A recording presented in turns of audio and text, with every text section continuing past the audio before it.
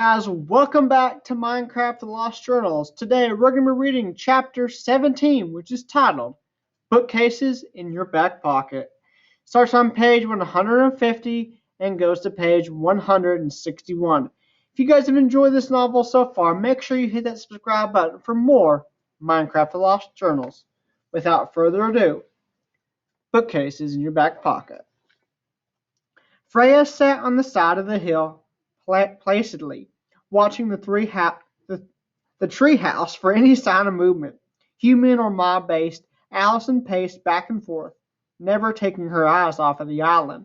So, there are the patrolling mobs that are possibly the worst in the Nether, Allison said, counting on her fingers the massive sea of lava with no obvious way to cross. And the fact that we're not even sure if your uncle is there. Is that all the terribleness in one fell swoop? Sounds about right, Freya said, except you forgot the fact that we're also exposed here. And the more we focus on that island, the more vulnerable we are to anything else that might see us. Allison wiped her head around to see if Freya was referring to any specific mob, but none of the monsters in the distance had gotten closer. Not too much closer, anyway. Great. We need to find a way across. Not fall into the lava. Keep the skeletons from killing us, and hope that Max's uncle doesn't see us as a threat. Freya laughed, her voice sounding flat in the warm desolation that was the Nether. That would be something if we all got the way over there. All the way over there. Cleared out those wither skeletons for him just to have him shoot us for trespassing. If by something you mean tragic and terrible and tragic again, Allison grumbled. She looked around. I keep thinking about all of us building a bridge, she said.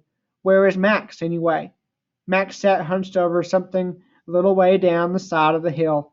Allison hopped down a few blocks to check on what he was doing. His armor was off, and he was muttering to himself, picking up the diamond boots and then putting them back down. Max? She asked, but he didn't answer, just hunched more. Max? She said in alarm. He turned around, defiant scrawled all over his face. He jumped up and tried to hide the thing behind him, but it was easy to figure out. He'd taken out the enchanting table. I figured it was time. You could get us killed, she said, rubbing her head with her hand. She was so tired of arguing with him. Do you ever say anything else? I might save us too, he said, crossing his arms. Is he enchanting? Freya called down the hill. Yes, Allison said. Does he know about the bookcases? She raised an eyebrow at him. Do you know about the bookcases? She wasn't sure she knew about the bookcases, but there was something apparently to be known. She knew that there always seemed to be a bookcase or three nearby, enchanting tables. She thought proximity to the shelves was handy because enchanting involved books, but there might be something else to it. I'm so far ahead of you, I've already rescued Uncle Nicholas, and we're back home eating pumpkin pie, he said, producing two bookcases from his pack and arranging them on either side of the enchanting table. She sighed. Just give her a crafting table and a furnace any day. Enchanting was too troublesome. She watched him put his boots on the table and select a book from the shelf. I can't watch, she said, and returned to Freya. Hey, he hasn't blown up the hill yet, Freya said. He's just got started, Allison said.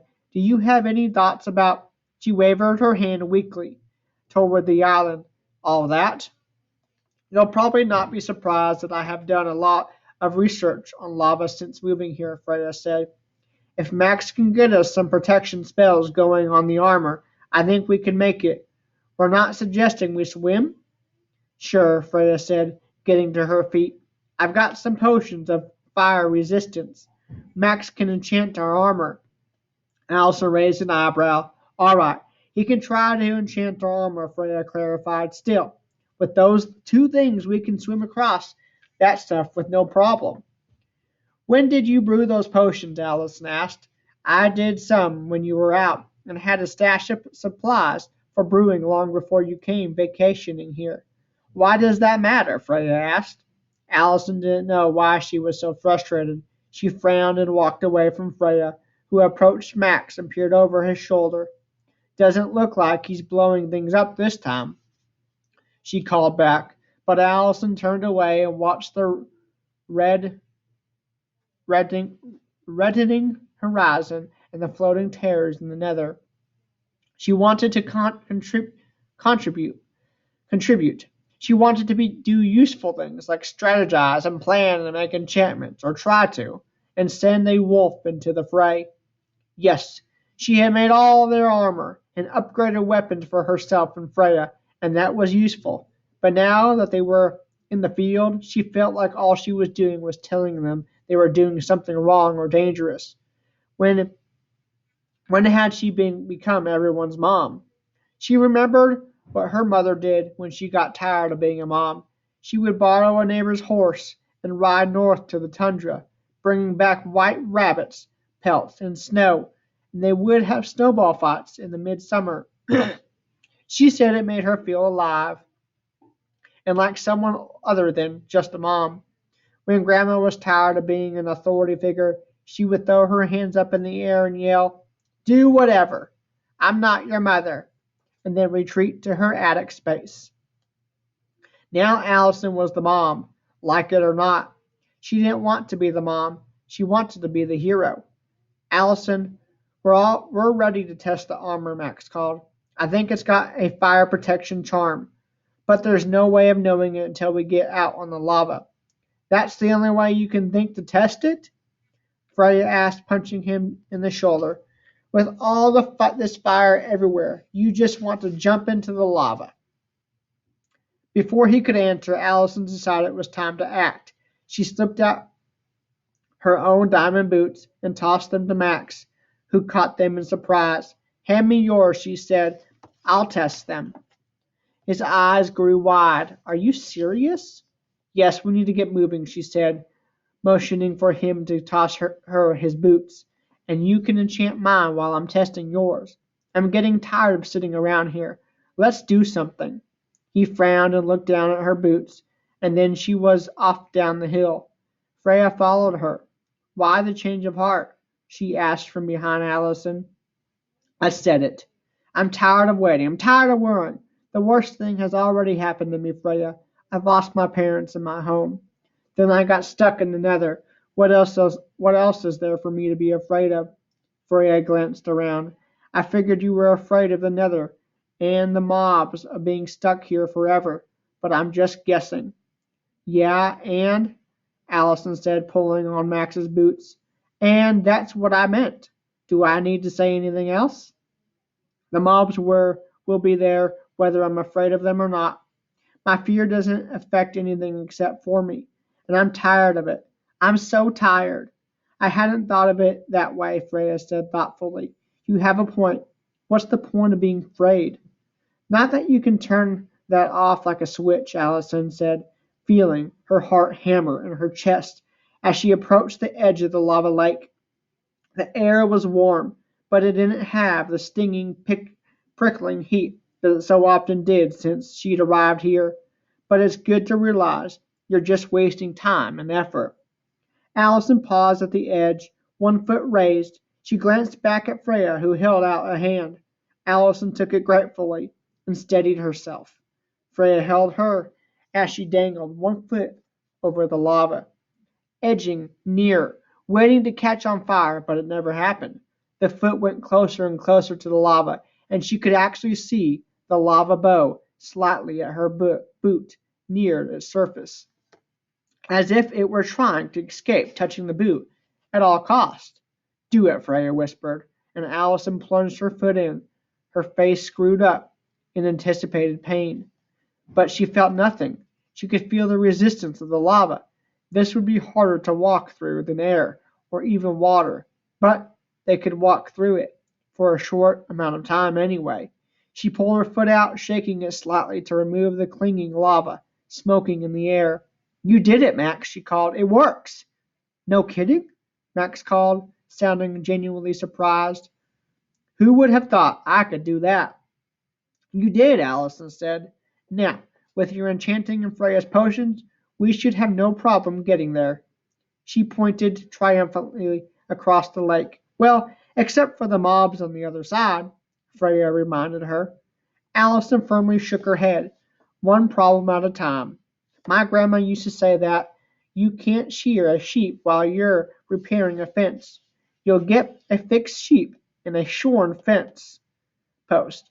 While she never learned what a fixed sheep was, she knew it made the adults laugh. Still, it reminded her not to switch her attention and to focus on the most immediate thing. Right now, we need to get across that lake.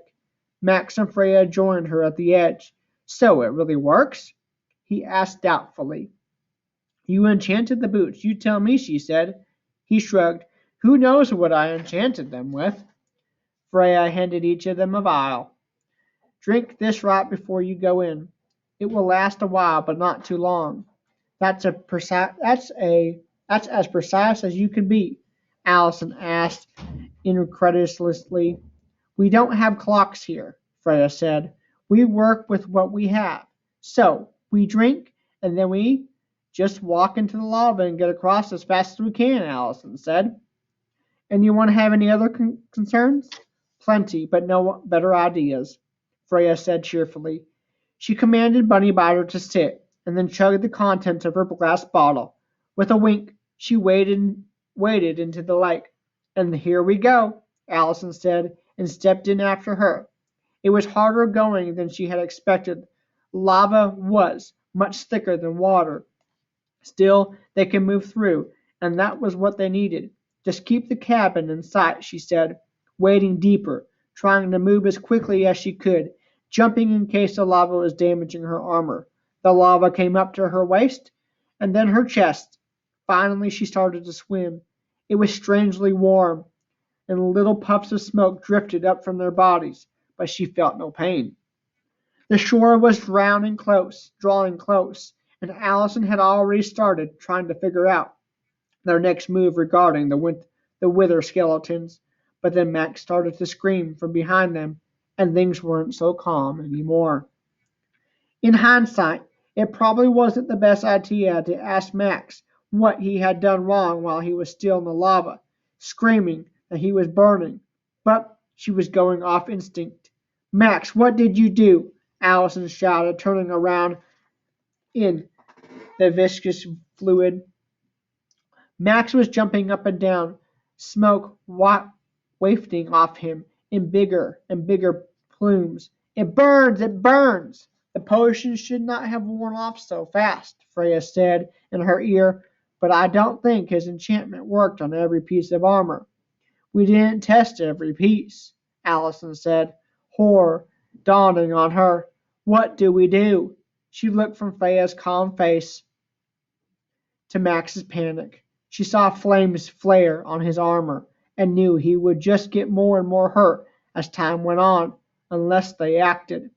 Grab his shoulders, Freya said, and before Allison could yell, "What?" in disbelief, she had disappeared, having dived under the surface of the lava. Max rose slightly from the lava, and Allison realized Freya had grabbed his legs. She took his shoulders and held him above the lava, while Freya surfaced his ankles in her hands. He was heavy, but between the two of them, they could carry him, and they hauled him, still burning, to the edge of the lake. Freya dropped his legs, and Allison dragged him the rest of the way onto dry land. She pulled his still smoking armor off, noticing with alarm the burns that were covering his body. Unfortunately, his smoking boots and helmet would not come off, no matter how hard she pulled. At some point, she had to admit she was part of the problem, causing him pain as she tried to wrench the burning armor off him. Freya rushed over with another vial in her hands, this time a potion of healing.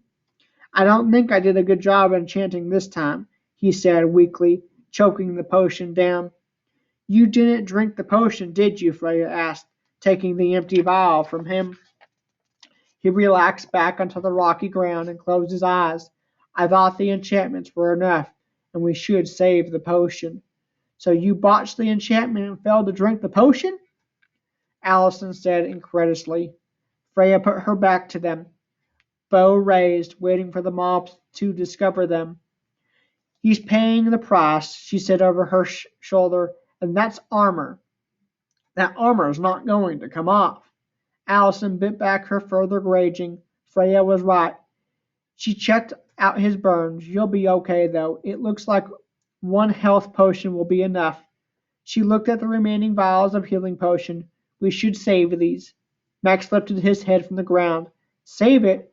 Why don't you save me? The fact that you can complain about this means you're probably fine, Max, Freya said, not looking at him. Besides, we need you right now. Need me for what? He asked, grumpily sitting up. His clothes had stopped smoking, and he was no longer radiating unbearable heat, while she stood next to him. Something she had noticed as her own heat protection potion wore off. That, Freya said, raising her bow. They had come on to the island at the closest tip, which was unfortunately the place where the giant mushrooms grew, and the mobs gathered. The mobs were starting to take notice to the trio, edging closer and then stopping. Why are they just standing there? Max asked. Freya took a step forward, squinting into the low light. Your uncle needs to stick to architecture, she said, smiling. Why? Allison asked before Max could argue. Because he trapped them in some kind of glass box. It was true. The mobs were encased on all sides by glass blocks, having the ability to stare out at the kids but not go any further. The zombie pigmen milled about the prison, winking occasionally, but the other mobs just silently watched them. They can't break through, right? If we don't get near them, we should be fine, Allison asked. I'd feel better if they were all dead, Freya said, no surprises. We can't take them all on, Max said, struggling to his feet. Not with nowhere to run. If they're not going to bother us, why risk it? He pulled at his helmet, grimacing. This thing is cursed.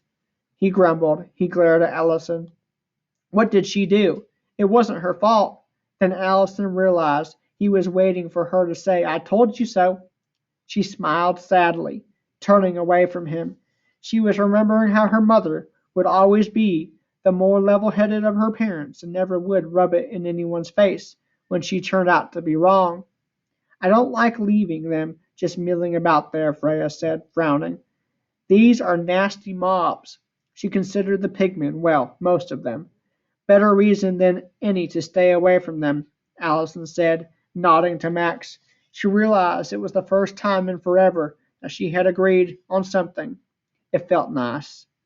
They heard and strangled bark from another side of the lava lake.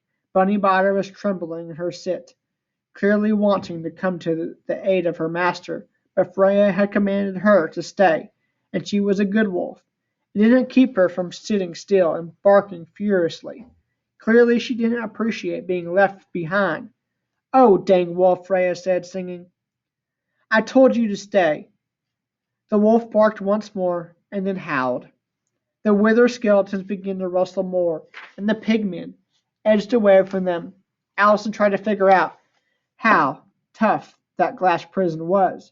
You go knock on that door, Freya said. I'll stay here to keep an eye on the dumb wolf so she doesn't do anything stupid, and watch those mobs for you.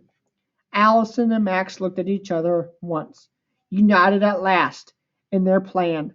Max put on the non-cursed parts of his armor, gave a tug at the stuck pieces just in case, and then sighed.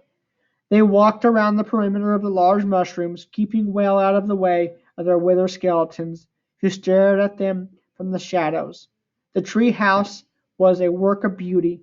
Allison felt the pain that it was in such a terrible place. It was a house worthy of royalty. A ladder stretched up the trunk of the obsidian pillar, leading to a porch and the front door. The manor itself sprawled through the crystal that grew in all directions. Small rooms connected by crystal corridors were hidden throughout, and Allison wanted nothing more than to explore the entire thing. This is amazing, she whispered to Max, and he mounted the ladder. Do you think your Uncle Nicholas would let us have a tour before we take him home? That's what you're thinking about right now, Max said, looking down at her. Unbelievable. It's a nice house, she said hotly, and followed him up the pillar. Don't tell me you don't want to explore it. From the porch, they could see farther in the reddish glow of the nether. They could see the mobs wandering on the horizon and distant lakes of lava. Bunny Biter barked from her side of the lake, outraged at being left out from the fun. Fancy houses don't impress me, remember, he said. I've seen plenty. Although this does look like Uncle Nicholas's work, it's not like any of the fortresses we've seen. They walked toward the door. Are you ready for this? Allison asked. He shrugged. Ready for what? I'm just going to tell him I'm alive, and it's time to come home. He turned from her, and she let him have his confidence. No matter how brittle that confidence was, he walked up to the door, his hand raised to knock, and he froze there. Allison walked up behind him to see what he was staring at. There was a folded note attached to the door with two words visible: Go away. That wraps up chapter 17. I hope that you guys enjoyed. And if you did, stay tuned, hit that like button, and I will see you next time.